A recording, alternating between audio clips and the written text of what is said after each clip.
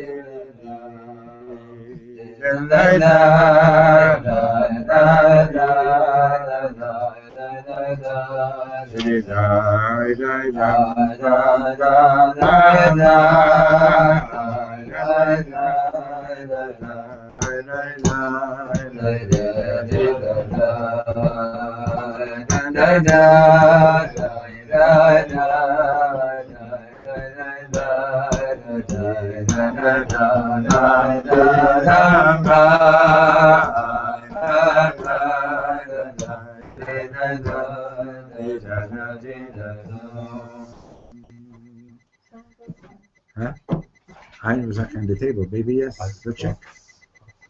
It's possible. Everything's possible. So we're letting you sit together, the two of you.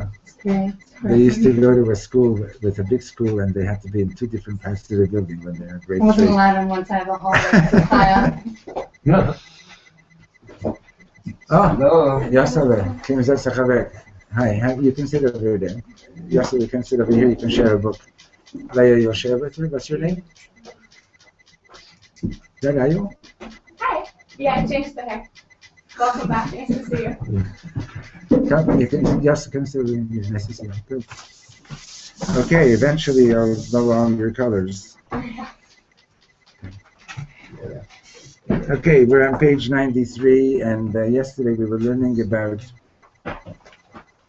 kingship, that these are teachings that the Shlomo Contd gave at weddings. Okay, it's at the chuppah. So he was talking, just take it out. So he was talking about that the chassan and the kalit, the chatan and the kala, when they're getting married at their wedding, they're considered by the rabbis to be like king and queen. Okay? So we were talking about what it means to be kingly, what it means to be a king, and then this guy goes today. Hey, pull up a chair over here. You'll share with me and with you. Okay, here, up here, there's chairs. Just pull it up here. Go ahead. Yeah, it should be open. Otherwise, close it. You can just open the window. You can open this one too.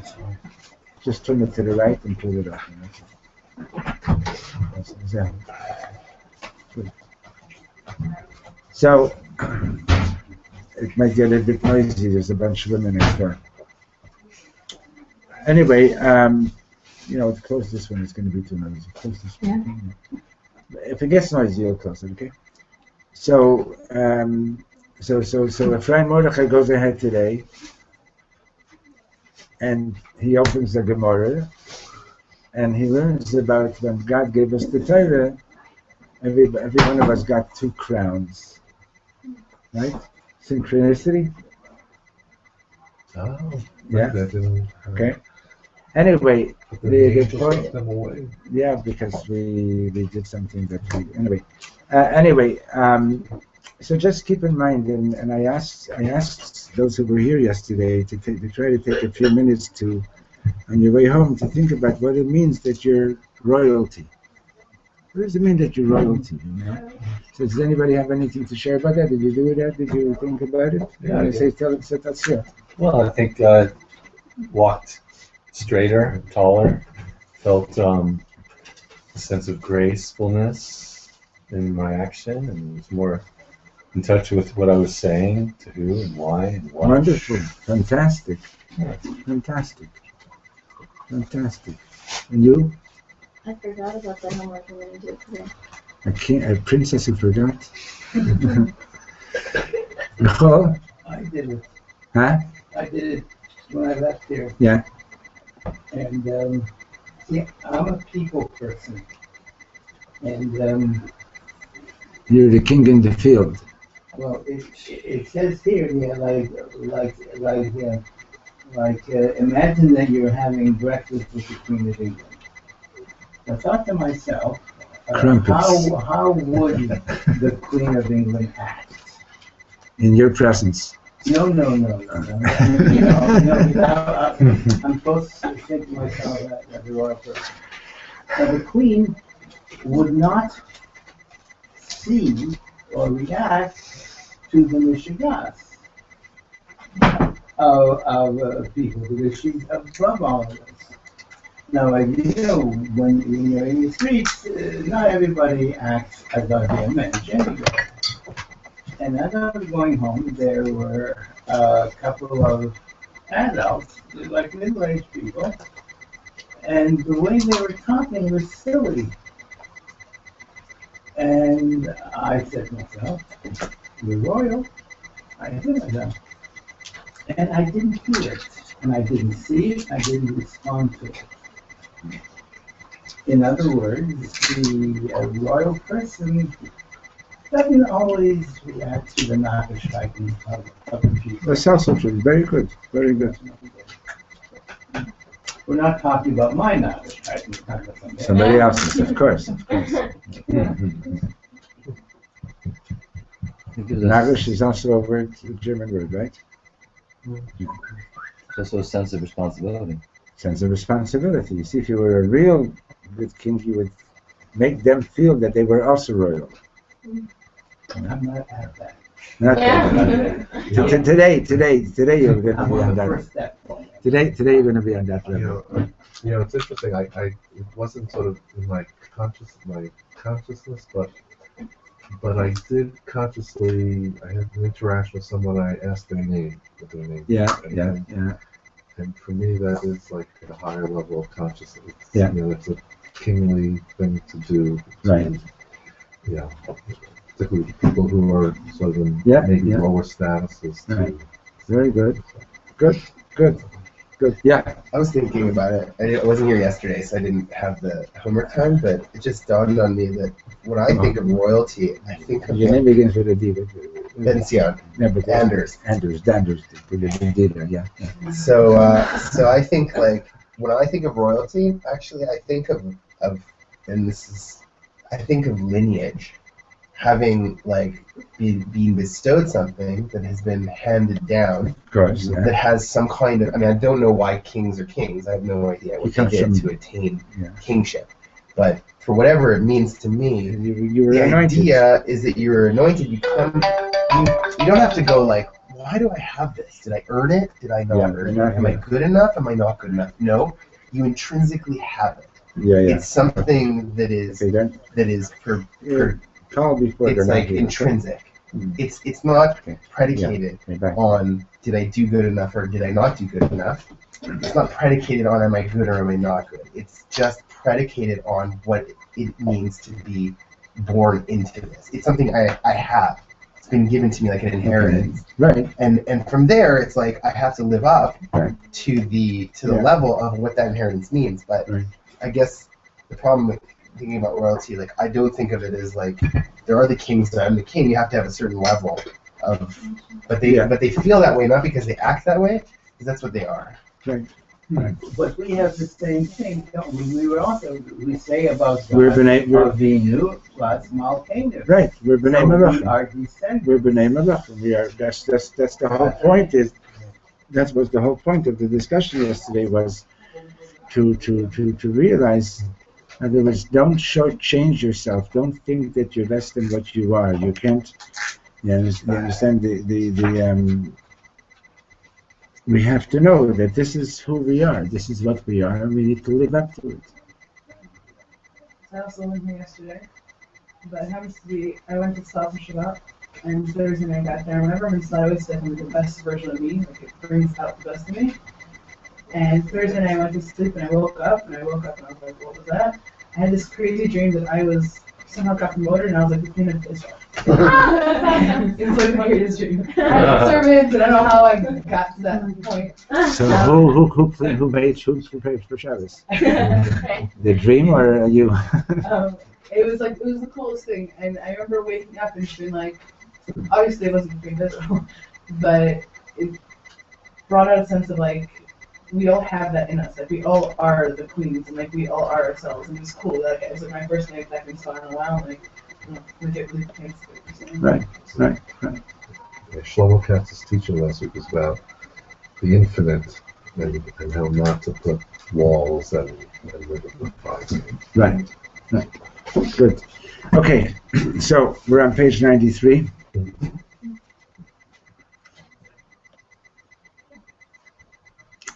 So we're the second part there, right? Hayeladim melavim. The children are escorting. So he's saying to the Kaveh, Shekol hanisim v'haniflaot ha'elu, all these miracles that came about to bring you all the way here to your wedding, melavim otach berega zeh. All these miracles of the past are with you now. אבל הדבר היותר נפלא הוא שעכשיו בפעם הראשונה את הולכת יחד עם ילדייך. Now for the first time in your life you are walking with your children. With your children? Yeah. In other words, we have a tradition.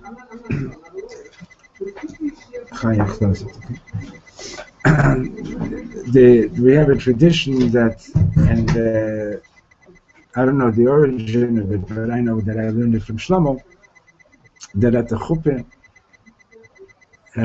he would sing often Shalom Aleichem to welcome the souls of the children that this couple was going to have. And that the souls of these children are coming to escort their mother to the chuppah. That one you can leave open, the other one closed. That the children are coming to escort their mother. Now, he says, Achedat, Mahi ha'agasha lalechet im yiradim. You know what it's like to walk with children? You can imagine your Rothschild, Sholech v'asara $1 million biyado, is walking with $10 million in his possession. V'chihu yodea ma ze simchat, does he know what joy is? Just because he has $10 million. V'chihu yodea ma ze gavad, does he know what pride is? Ze ka'ayin v'che'efes l'umat ima sheholechet im yiladea. It's like nothing compared to a woman who is walking with her children. Okay, so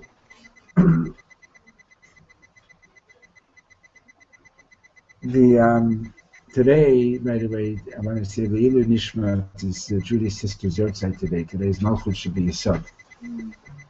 And her name is Ethel Sora Bat Yehuda Leib. So what's the middle of Yesod? The sixth of the seven emotional sfirot. Yesod, means foundation, right? But what Yesod is all about is about continuity. Okay. And sort of when Michal was talking before, I alluded to this a little bit. The Indian is, it's one thing for you to be as special, as great as you are, okay? But we also have to realize that being in the image of God means that we have a responsibility of continuity. We have a responsibility of sorry, it's just, okay, don't bother. No, don't bother. Yeah. Okay, I'm giving the shir. Contd.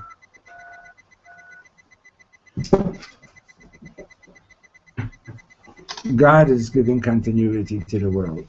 God created us in such a way that we're capable of continuing, of bringing in the next generation. And everybody should be blessed to find their true soulmates. Mm-hmm. So the thing is that, like, so often we get caught up in the moment, like we're saying, like, wow, I'm having a great time. Ayo, can you get the door, please? I'm having such a great time that we forget about, the next generation. Okay? So what Rav Shlomo is telling the Chassan and the Kala, come right up here, pull up the chair. And there's chairs here. There's chairs here. Take one. He's saying that they understand that you're not, like, in other words, it's sort of like the future is coming with you in the present. Okay? The future is coming with you in the present. You're doing this right now. You're in the height of your joy, right? And keep in mind that you're bringing down the souls of your future children are coming to escort you to the chuppah. That's why I used to sing Shalom Aleichem for those souls. And also used to sing Shalom Aleichem at the Bedekin for the souls of the ancestors who are coming to the chuppah as well. Understand? So we see ourselves all the time as a matter of continuity. Okay. So he's saying that. So what would you rather? Like, what do you understand? What is the greater joy? The greater joy that you're to see yourself as part of the continuity that you're bringing in the next generation, or just to have something like $10 million in your pocket? You don't have to answer. It's okay. I would like to say you'll take the 10 million. Think about it. Yeah. I would like to say the continuity, but the reality is I might choose the $10 million. Well, that's like that parable that I mentioned yesterday from the P.S. Etzner, right? About the guy who traded in those 2 flowers of Tchias and Leisim, of the fragrance of the revival of the dead, for a loaf of bread, right? Okay. Now, the truth of the matter is, and I mentioned yesterday that a number of you weren't here. The Eish Kodesh gives this parable about this poor man. He and his family were starving, and he prayed in such an intense way that he broke open all the gates of heaven. And as he was lying on the forest floor, after he had passed out, these 2 flowers came up, and they revived him. And he realized, wow, these flowers are special. I'm going to take them home and bring them to my family and revive them. But in the meantime, this guy comes along in a wagon, and he stops and he says, "Hey, I would like to buy those flowers. Here, I'll give you a bread for them." And he says, "Okay, I'll take a bread." It's like, and so and those were the fragrance of the revival, for the revival of the dead. Okay, and you're right, Michal. A lot of times we make a bad deal. We go for the momentary pleasure instead of for the long term. Last night there was a Chosn and Kali here, and when I do a wedding, I do it together with Rabbi Rosenthal. He's a very special man, So he told me the story that his great grandmother, when she was a little girl, she has one sister. She had one sister, and they were living in New York. This must have been like early 1900s. And their father came home from work one day, and the father hears the older sister say to the younger one, "When we grow up, we're going to marry modern people, a doctor, a lawyer, like not somebody like our father, like a rabbi or a shaykhit or whatever it is." As soon as he heard that, he went into the kitchen and he told his wife, "We're leaving now." That night they were on a boat to Israel. Okay, they were on a boat to Israel that night. That woman, she's not alive anymore, but before she died, she already had over 1,000 descendants. Over 1,000 between children and grandchildren and great grandchildren. She had over 1,000 people. Can you imagine? Okay, and you understand, like, you see the vision of like, don't look just right now, right? We just learned in Turkey about the wise persons who can see further ahead, right? You don't just see just what's right in front of your eyes. And so this is what he's emphasizing over here, like, like think ahead, right? So you can have $10 million in your pocket. It doesn't necessarily mean, like, what are you going to do with it? Maybe in a minute from now you won't have it, but on the other hand, you can do a lot of good with it, of course. But that's not the ultimate, right? Our mother Sarah was a beautiful woman. The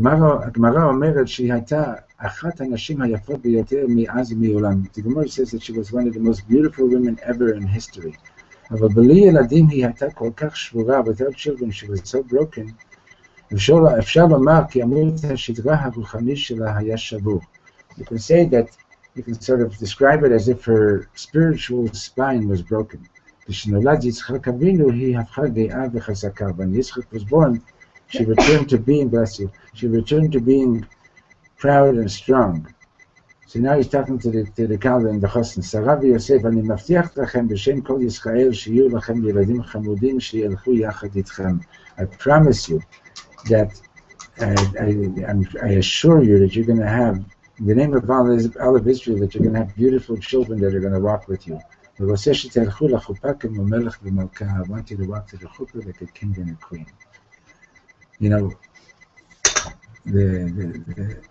There was an occasion that Rav Shlomo used to be very close with the Lubavitch Rebbe. He was like one of his right-hand men. And on one occasion he meets this Yid who was telling him he's got a certain problem. And Shlomo said, if you promise me to put on tefillin, I promise you that my Rebbe will give you a blessing to solve this problem. And then he went back to 770 and he says, Rebbe, you got to give this person a bracha. So the Rebbe said, he did it, but he said, don't do that again. And I was like, Shlomo used to go around and he'd speak like that. He'd say, I promise you. And he had, a lot of people don't realize how extraordinary he was. In any case, okay, so he's saying to the Chosn and the Kalda, he's saying, I promise you that you're going to have beautiful children. We're not, I don't know, maybe it's some people over here who are on the level that can talk like that. But he didn't just say, I bless you. He said I assure you, right? And what happened at that moment that allowed him to speak that way, I'm not even going to pretend in front of you. I'll pretend in front of myself that I know, but I'm not going to pretend in front of you that I know. Okay? But what I can tell you is this, that there's something called Hesach Hadat. Hesach Hadat, do you know what that means, Hesach Hadat? Achudat. You know what Hesach Hadat means? It's actually a concept in halacha, in that if you, let's say for example, you make a bracha on something, how long does the bracha last? Huh? No, not how long does it take to make the bracha, but for how long does the bracha good, right? So there's let's say for example you're wearing a tallis and your tallis falls off. Okay, so you have to make another bracha when you put it on. So if you sort of took your tallis off, you go into the bathroom, and your intention is that you're coming back and you're going to put it back on. You don't make another bracha, right? But let's say if it fell off you, you have to make another bracha when you put it back on, unless you caught it partly in your hand, right? Because there was an interruption. In other words, the bracha, the blessing goes to a certain point. Once your mind, let's say you're eating something, let's say you're having a drink, right? And then you decide, okay, that's it, I'm finished drinking, but you didn't make your after blessing yet, right? And now you decide, you know what, I want to have another drink. You have to make another bracha. Because your intention, your consciousness has been interrupted. You understand? Now in the spiritual sense, there's something called hesach hadat. In other words, something happens, like Shlomo's, like at this moment, he's saying to her, I assure you that you're going to have beautiful children. He didn't say that consciously. He was in a space where it was beyond consciousness. It's just like the blessing came to him and he gave it. Okay? So sometimes you may have experienced this in your life, or you may not have, but sometimes you just sort of like, it's like you just, I don't know what words to use, you zoned in or you just, the channels opened up and it comes down, and and the blessing comes down. This yeshiva didn't get started with a conscious decision. This yeshiva got started because one night I was about to leave on one of my trips, and this young man came over and to say goodbye. He just got married a month earlier.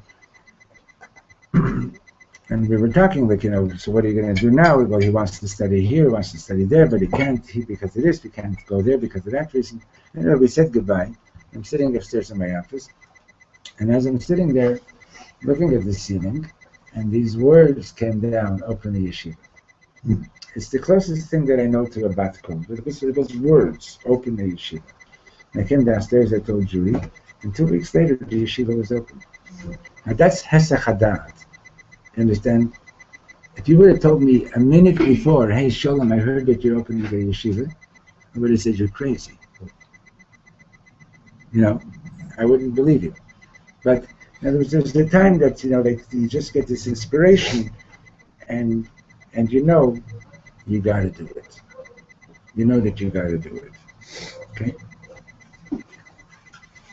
So so Shlomo was like, like he would be in these spaces, like that he'd get into this kind of a space, and when it happened, it happened. Okay, let's go to page 94. How do you say that again? Hesech, hey yud samach chet, ches, hadas. Okay. That can be called divine inspiration. No, it means not acting in a conscious way. Removal of your conscious self. Okay, hamikud, sivuf hakala. Now, the word mikud, anybody want to guess another Hebrew word that related to that, besides Leah and Dina? Yeah, what is mikud? What do you think is the shorish of the word mikud? Page 94. Page 94, not 93. Huh? Mikud. Yeah, it's related to it. That's a good word. Mikud. What is mikud? It's from the word nikuda. Nikuda is a point, right? Mikud is a focal point. Okay? Nikuda is a point, right? And like Chaya said, rikud means to dance, right? What's the relationship between rikud and mikud? Well, because when you're dancing, you're dancing in a circle, right? Okay. So what he's talking now is about the custom of the kala walking around the chatan at the beginning of the chuppah. If it doesn't, we could in postal code. Postal code is, what do they call postal code here? Yeah, you could. We could, yeah. So it's a point of identification. Okay? So, Sarah, Chudat Ma Habaya Ba'olam, you know what the problem is? He's talking to the Kali. Habaya hi she'ein merkaz. The problem is that there's no center. Isha b'li Baal hi b'li merkaz. A woman without a husband doesn't have a centering point. Ish b'li Isha hu b'li merkaz. A man without a woman doesn't have a center. Mitachat ha'chuppah k'shechatan omed b'merkaz, when the chosn is standing in the chuppah in the center, at ma'nika lo et ha'koach liyot ha'merkaz. By your walking around, you're giving him the strength to be center, to be the center. V'hu ma'nik lach et ha'koach liyot ha'merkaz, and he's giving you the point, the power to be the center. What is the word? Anik or nanika? To nurse? To bestow. No, that's the hanik. That's a different word. Mahu merkaz amiti. What's a true center? Hayeladim shelanu hem merkaz. Our children are the center. Yosef, amod b'merkaz v'sara histagavi svivo im imcha v'im ima shelo sheva pamim b'rikuz amok biyoter. Do the circling now 7 times with great concentration. And okay, so Ayo, you travel to America often, right? And I do often too. What happens to you within 3 days? Do you feel centered? Being in the States, Yeah. my life is here now, so no. You lose your center, right? You lose your center. And that's when we start getting in trouble, right? Like you lose your focal point, you lose your center. You know, I never mastered this, but those skaters who go spinning. How come they don't fall down and get dizzy and fall down? Do you know how they do it? They have one point that they're focused on.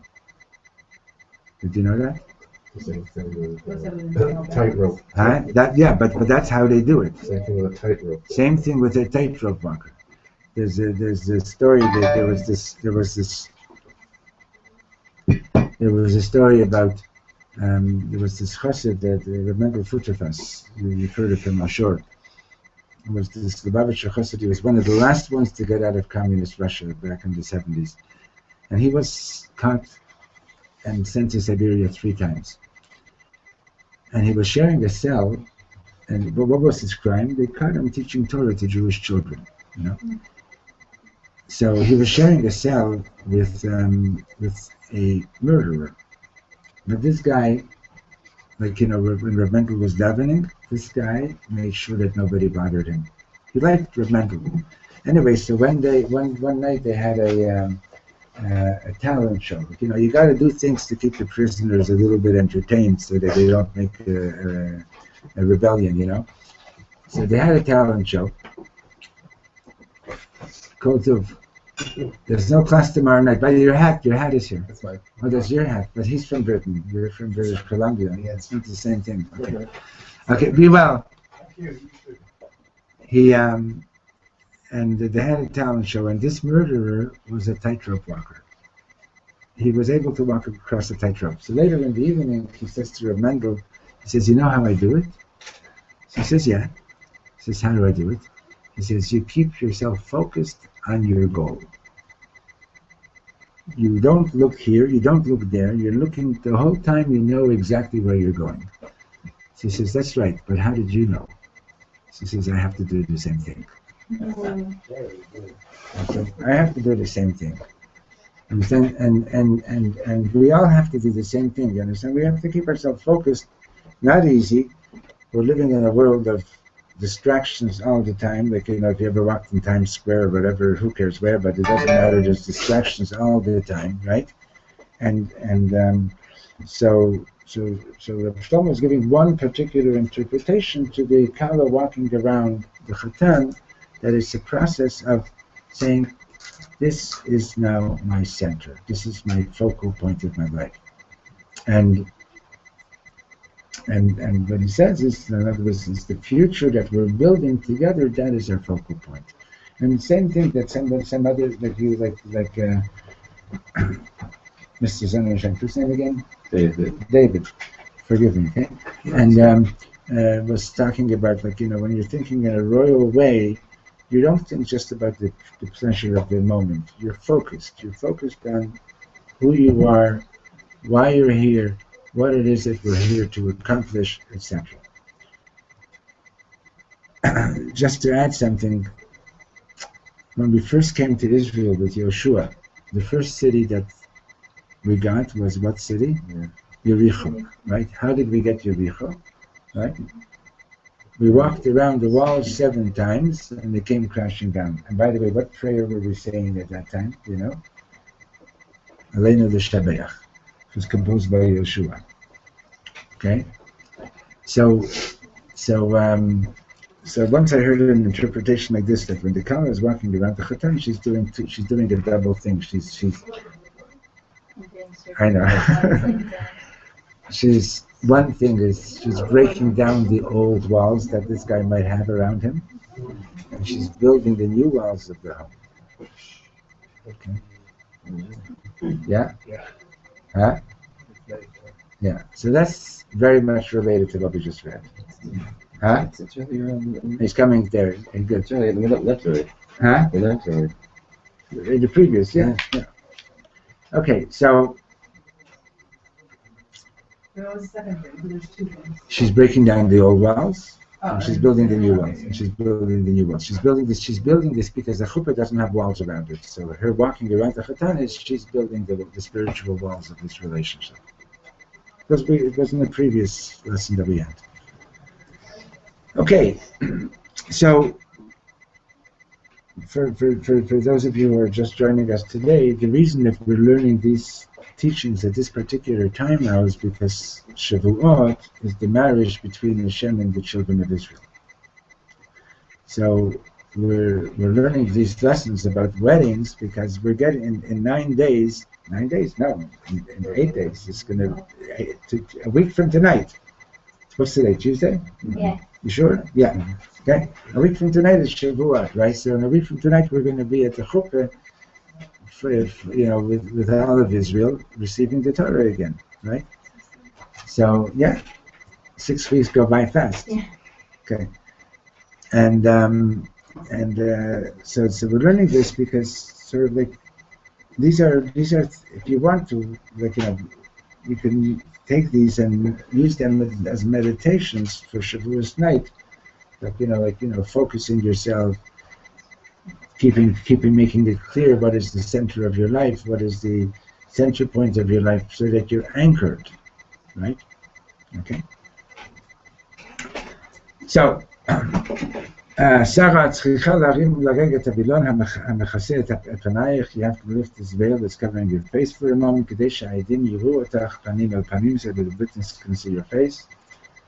And he goes on and he says, הטבעת בסוד הקניין. Now giving the ring and the secret of the Kenyan, and now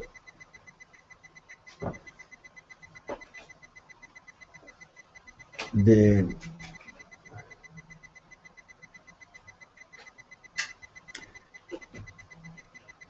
word, now here's, you have to understand, language takes on different meanings at different times, and sometimes it's necessary to change words and substitute other words for them, because the original meaning of the word has gotten somewhat lost. Okay, so for example, the Mishnah in Masechet Kiddushin starts off, "Haisha mikneit b'shlosha drachim." A woman is acquired in 3 ways. Now, today, a lot of especially women, their stomachs turn when they hear that language, because what, am I being bought? Right? So, at the wedding ceremony, the husband doesn't say, I'm buying you. He says, Harei at Mekudeshet. You are being sanctified. Right? But the halacha, if he would have said, Harei at Nifneit li, it would be Kiddushin. Now, at some point, the rabbis realized that they have to change the word and to use the word Mikudeshet, and that's why the Masechta is called Kiddushin, right?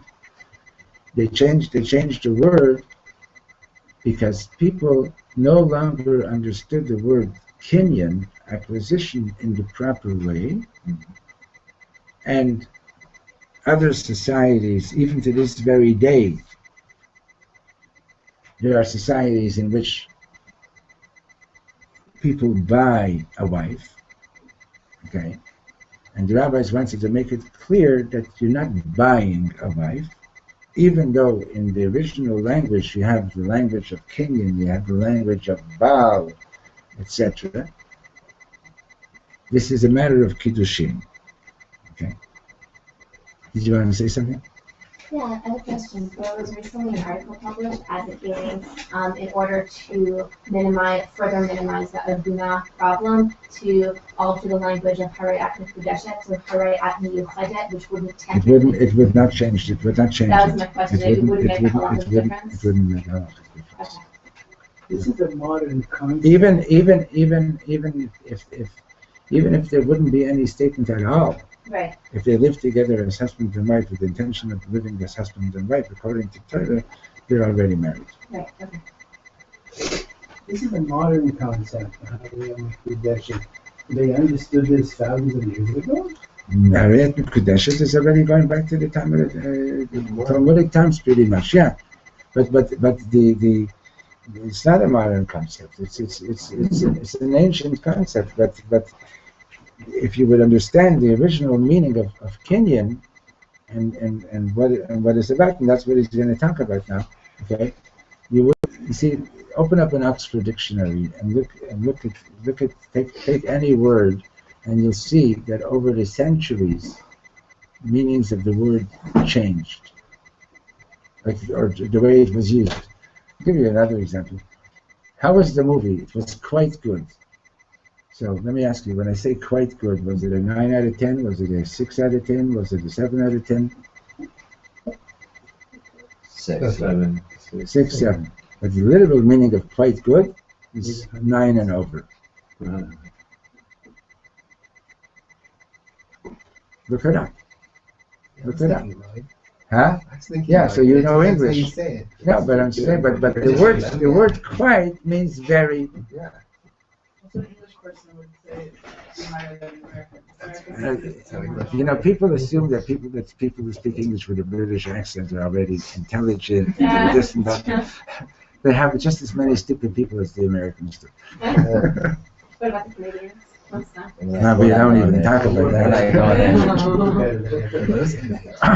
Okay. Anyway, listen, there are 2 Canadians sitting, 3 sitting here. Okay. Anyway, so he says, Hatabat v'sot ha'kinyan. He says, Yosef hatabat hazot shayachet lecha. So the first thing you have to ask the chosin is, does this ring actually belong to you? I was at a wedding, and the rabbi said to the chosin, is this ring your ring? And he says, yeah, it's okay. It's okay. He says, yeah. He says, how'd you get it? He says, my mother gave it. My mother bought it. So we had to, like, right there and then have him buy it from his mother, because it has to be your ring, okay? So, הרי אין לך כל התחייבות לתת אותה לשרה, ואם אתה רוצה לזרוק אותה, איש לא יוכל לומר לך דבר. Okay, so now he's joking a little bit. He says, the truth is, you don't have to give her anything, but if you want to, you can even throw the ring away, but okay, fine. Nobody can tell you what to do. בסדר, יוסף, דע לך שיש דברים רבים ששייכים לי מבחינה חוקית, אבל הם לא שייכים לי מבחינה פנימית. There's a lot of things, and about 6 lines from the bottom. There's a lot of things that I might own, that they might be mine legally, but it doesn't mean that I really own them in a deep way. Okay? יש לי למשל כל מיני ספרים בבית. For example, I have all kinds of books at home. I have so many different books at home. הם שלי מבחינה חוקית. They're mine because I own them. Legally they're mine. אבל הם לא ממש שלי, but they're not really necessarily mine. מה שאין כן לגבי ספרי הגמרא שבביתי, and for example, the Gemaras, the Talmud books that I have in my house, הם הספרים שלי, those are my books. הסידור הוא ספר שלי, the siddur is my book. Okay? Page 95. אנשים רבים נשואים לפי החוק. There's a lot of people that they're married by law. אבל האם זו אשתו באמת? But is this person really your wife? האם זהו באמת בעלה? Is this person really her husband? הנושא עמוק. This is a very deep topic. Right? בורא עולם נתן לעם ישראל את הזכות לתת לאישה טבעת. The creator of the world gave the people of Israel the merit, the right to give the woman a ring. ואז היא ממש אשתך, and she becomes your wife, והוא ממש בעלך, and he's now really your husband. הרי בעולם אדם יכול לתת לאישה טבעת ולא קורה דבר. But it's also possible for a man to give a ring and nothing happens. Right? Depends if he says like a position. Yeah, I'm saying even if he's saying, understand, this is what he's getting at. He's trying to get the chassan to be conscious. Okay? יוסף ושרה, לאנשים רבים יש ילדים, אבל הם לא הילדים שלהם באמת. A lot of people have children, but they're not really their children. Legally, it's their children. Right? כי השייכות הזאת היא דבר עמוק מאוד. For something to really belong to you, that's something very, very deep. For something to really belong to you, right? אנשים גרים בבית, אבל האם הבית שלהם? People live in a house, but is it their house? מבחינה חוקית, legally speaking, כן, it's their house. אבל הבית שלי באמת הוא דבר מה אחר. My house, something that's really my house, it's already something else. So יוסף, אני מברך אותך, I'm blessing you, שברגע שתיתן לסבא את הטבעת, blessing you that at the moment you're giving your child the ring, תיתן לה את כל מה שיש לך. Give her everything that you've got. Okay? I don't know if you realize this, he just did a huge flip. Okay? He just did a huge flip. In other words, symbolically or legally, right? You're giving, the man gives the bride the ring, he's giving her the ring, he's enacted a legal event, right? Now they are married, right? Legally, right? But did he really become her husband? Did she really become his wife? Okay, so there's a need for a convention of at what point do you say that it took place legally, right? But what Shlomo is telling to the chassid, saying, if you really want to really acquire, and I'm going to use the acquire, we're using the word acquire in the highest sense, okay?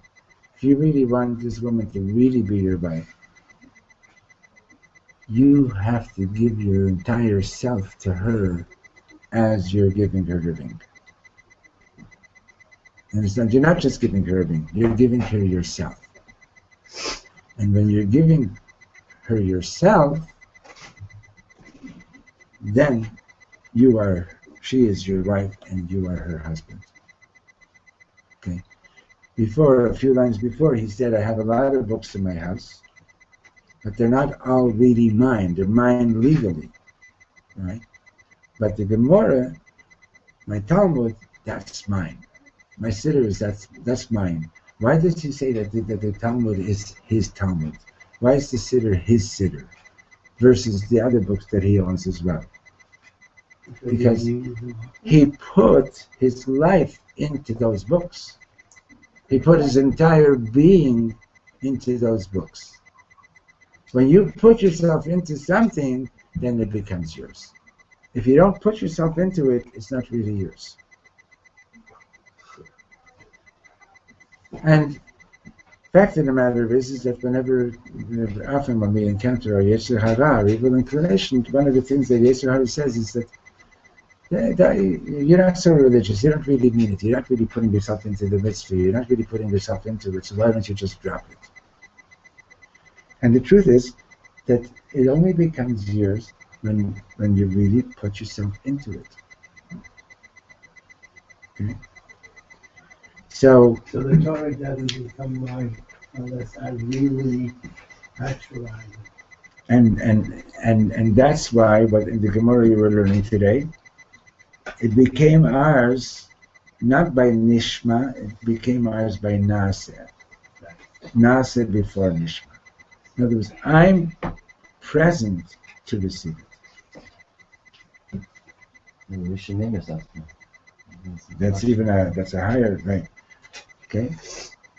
That's when it becomes yours. Okay? When does Shabbos become yours? When you really put yourself into getting ready for Shabbos, right? Anything. When does your friend become yours? When do you love somebody?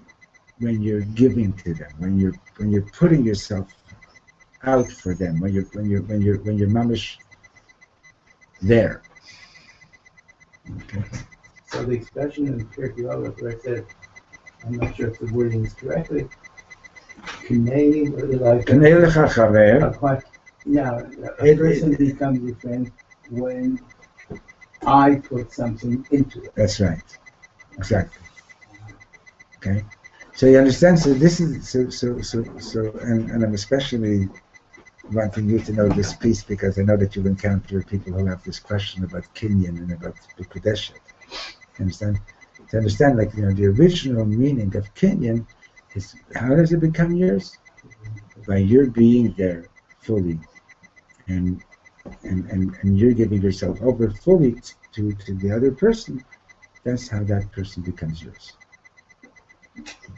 Okay. That's the secret of Kinyan. Legally, I picked this up. It's mine.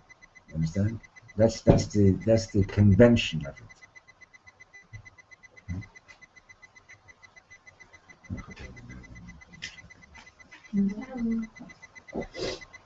No, it became yours. If I said it with Kavanah, right? Right?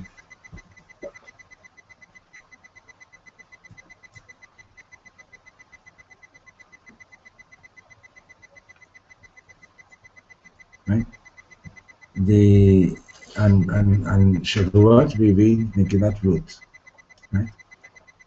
A lot of the halachot that we learn about conversion, we learn from the way Ruth was talking, right?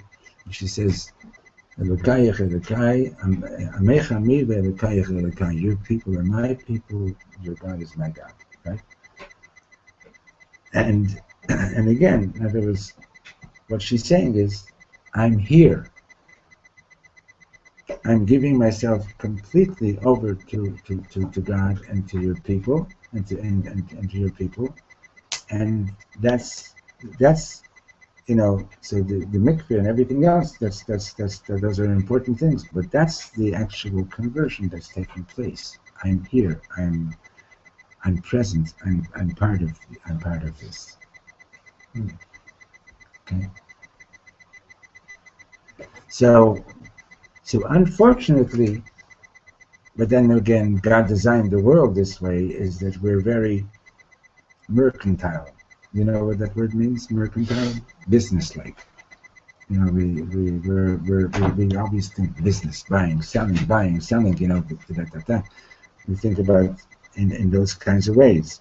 So and especially back in the olden days, and like I said before, there are societies to this very day. I wish I knew the name of this documentary. It's an amazing anthropological documentary. And they were examining different human societies and how they mirrored different animal societies. And there's one region in the world where the geography cannot support a large population. It's like a desert region.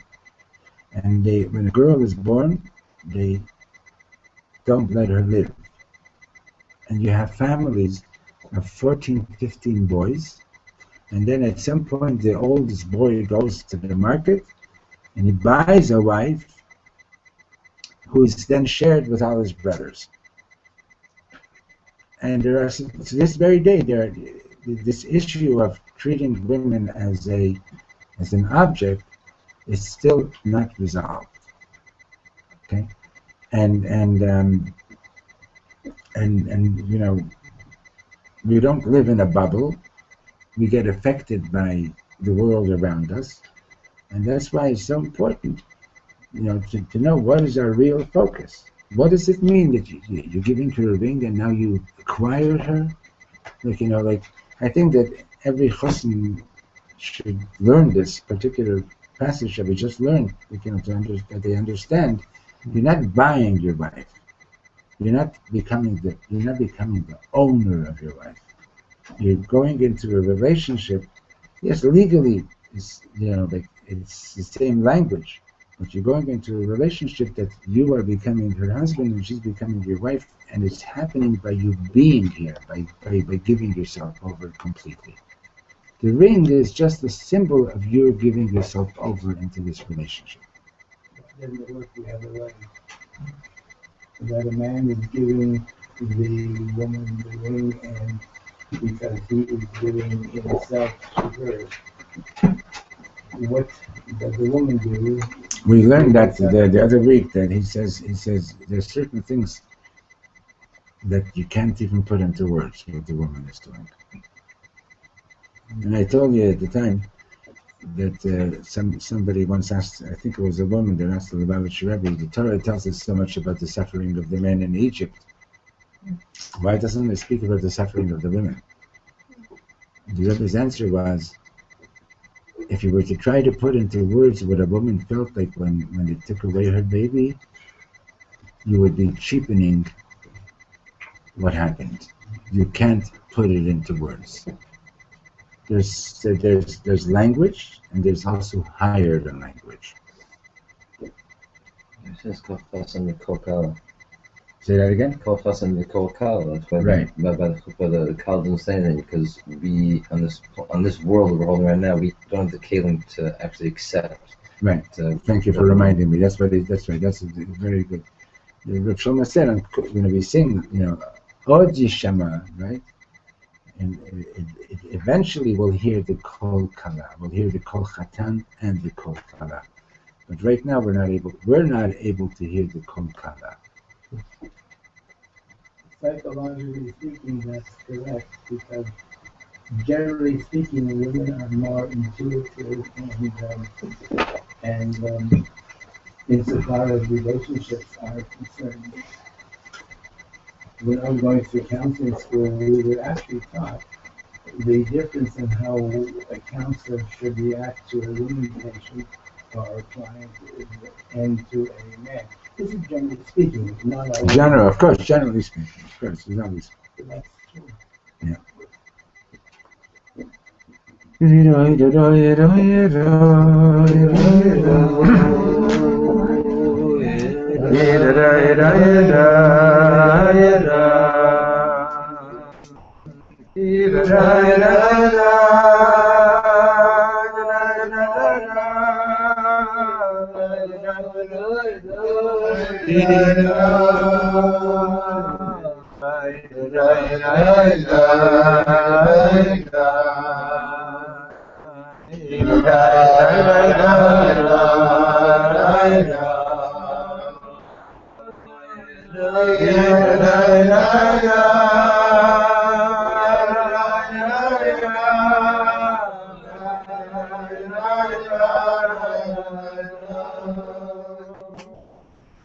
There's a lot of, you know, sometimes when you sit down to learn, like, you know, if you can remember to do this, and I should be blessed also to remember to do this, is that, say, before starting, say, Hashem, what do you want to teach me right now?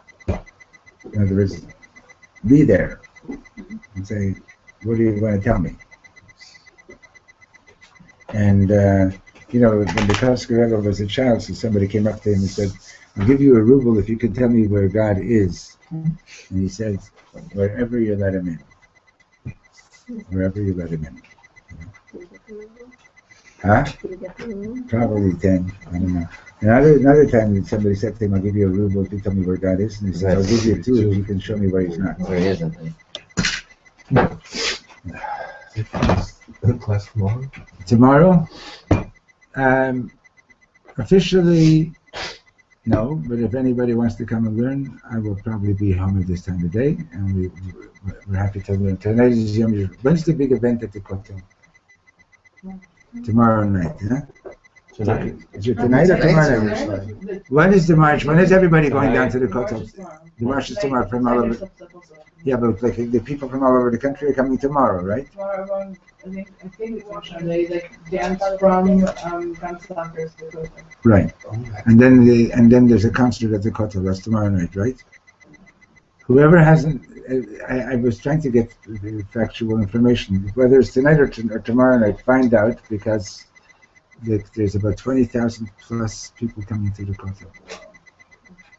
You know. How about tomorrow at 12:30? That's what I said. If you show up, we're going to learn. If you show up, we're going to learn. Only one person going to show up. Good. Friday night I walked past you. And